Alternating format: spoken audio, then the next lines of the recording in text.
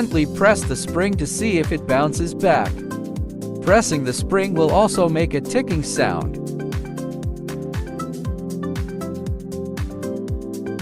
Remove the adhesive glue and press the clip to unplug the cable.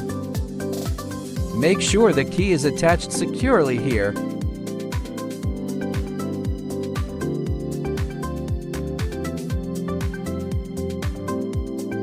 Align the screw with the hole here and turn the screw clockwise to secure the new cylinder.